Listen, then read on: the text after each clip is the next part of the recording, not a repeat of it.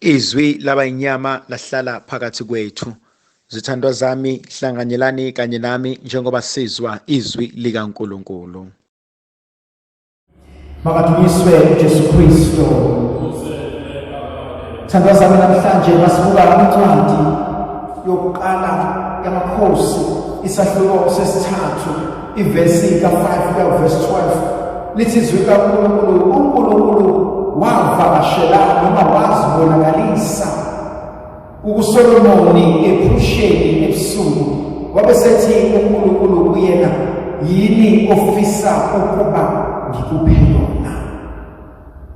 Iyavuka kumina le nkonzo uNkulunkulu afuna ukuyiveza kuSolomoni. uNkulunkulu ufuna ukuya kuSolomoni eyozazisa ukuthi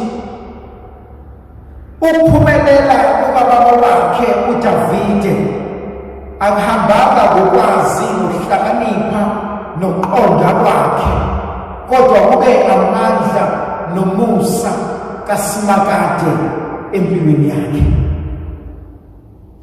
Kunenkonzo engikubona uNkulunkulu eyivusa empilweni kaSolomoni uma efuna ukumkhumbuza ukuthi namhlanje ubekiwe waba inkosi, ngoba nakho uvela enzalweni kaDavide obe inkosi.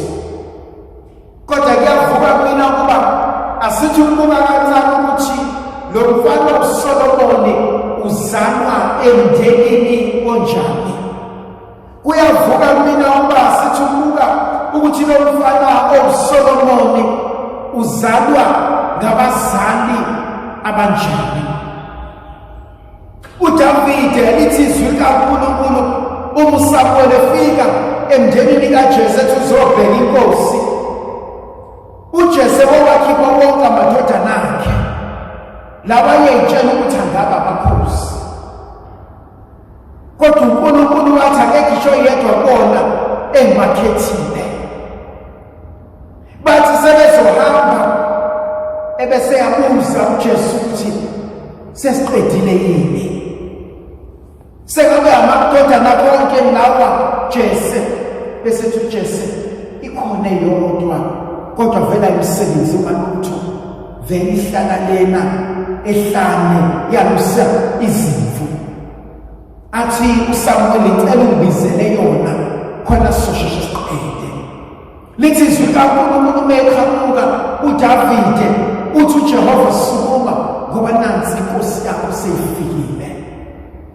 Ngethanda inkonzo yokubizwa kukaDavide, ngoba inkonzo yokubizwa kukaDavide imfundisa ukuthi uNkulunkulu uthatha osemnyama amphose emsamo, osemsamo esemphosele emnyama.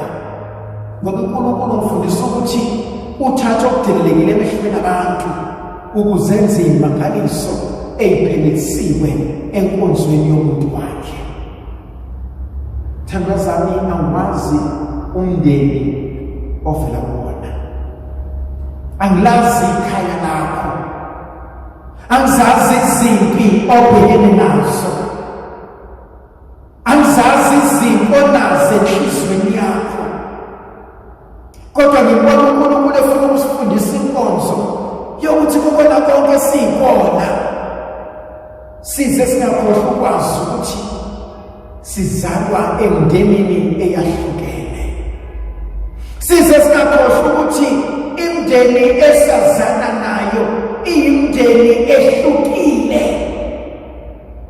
Lo mndeni ngenzeka ukuthi unomusa nothando, lo mndeni ngenzeka ukuthi unozwelo, lo mndeni ngenzeka ukuthi awunendaba nawe.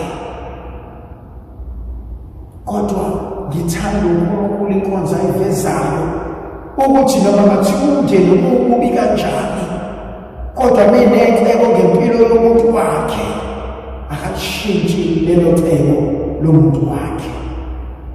Inkonzo yesibili engiyithandayo uma ngibuka le ncwadi kamakhosi, ngithanda uNkulunkulu oziyelayo, ozifinyelelayo uSolomoni endaweni yasebusuku bese umbuzo obaluleke kunayo yonke. athi mntwana wami bewufisa ukwenzeleni empilweni yakho. Lithi izwi likaNkulunkulu uSolomoni uthi Nkosi ungibekile ngaba inkosi yabantu bakho, kodwa mina ngokwami ngizohluleka. Uthi angazi ukuthi ngizobahola kanjani abantu bakho, angazi ukuthi ngizobafundisana abantu bakho. Ngimbona uSolomoni esinika inkonzo yokuzilahla ebusweni bukaNkulunkulu. Sithi Nkosi, abantu ongibizele kubona angazi ukuthi ngizokwenzani ngabo. Umndeni ongiphe wona angazi ngizowuphatha kanjani. Unkosikazi ongiphe yena angazi ngizoba umyeni onjani kuyena. Umyeni ongiphe yena angazi ngizoba inkosikazi enjani kuyona.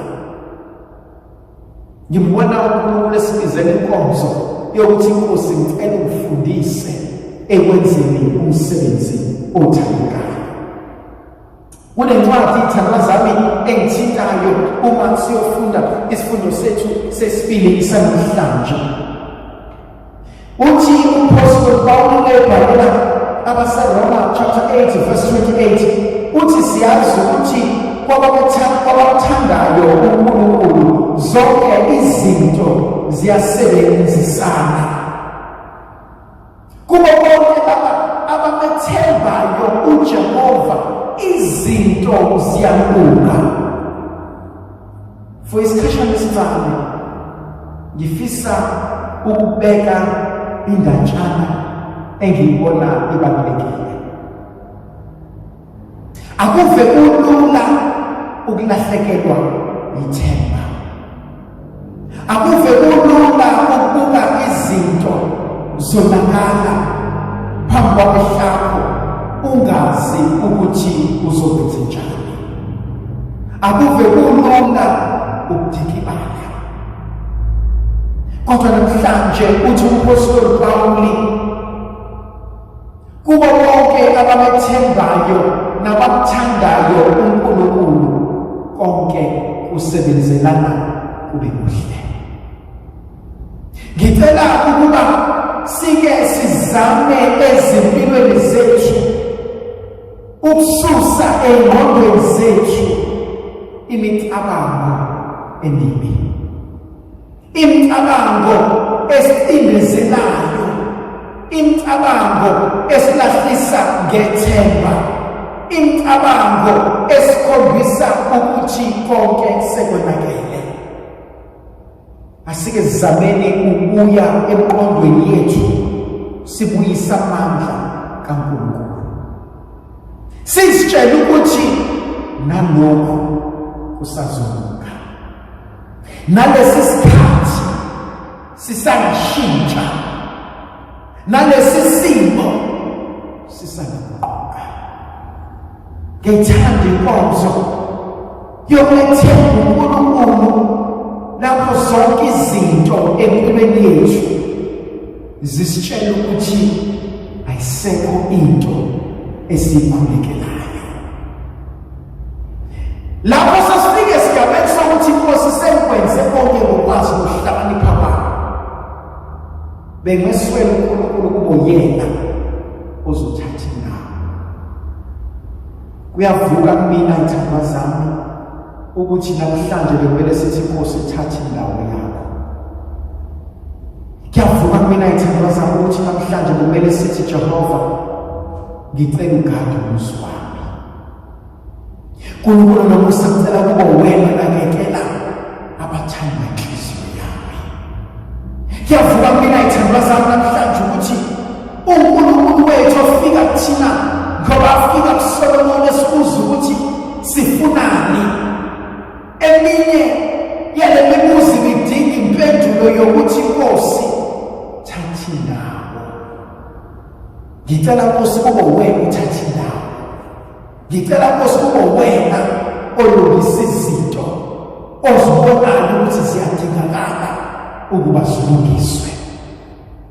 Khona iphuzu lokugcina engifisa ukukhuluma ngalo engilithandayo evangelini lethu. Uthi uJesu umbuso wezulu ufaniswa nomuntu othenge insimu, othole into eligugu, wabe esedayisa konke anakho ukuze ayothenga le nsimu enento eligugu. Kunobufakazi obuhleli enhliziyweni yami mangifunda leli zwi ukuthi ithandwa zami kunezinto ekumele siyishiye eceleni, kunezinto ekumele sizikhohlwe. Sike sinike uNkulunkulu ithuba lokuvikela izethu. Sike sinike uNkulunkulu ithuba lokuphilisa izimpilo zethu.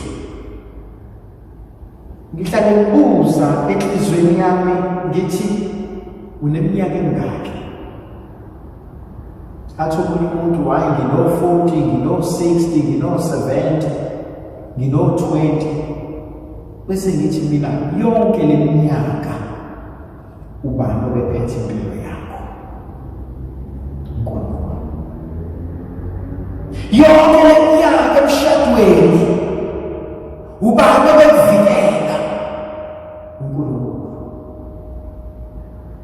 Ususebenza iminyaka emingaka uhamba ngenqola yompilo ekuseni emini ntambama, ubani obekuvikela? Sewufuna ukungitshela ukuthi uNkulunkulu sengahluleka ukukuvikela namhlanje?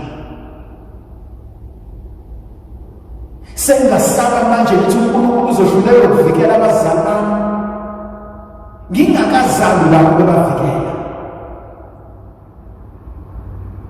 Khona ezinye izinto esifanele sithi Nkosi, thatha indawo, ngicela ukunikeza wena konke. Ndlovukazi yezulu ebenathi mayisibusise, mayisicelela amandla egrasi yakhe kaNkulunkulu. uNkulunkulu uSomandla benathi asivikela sikhanyisele, yena uyise benendodana nomoya ogcweleyo.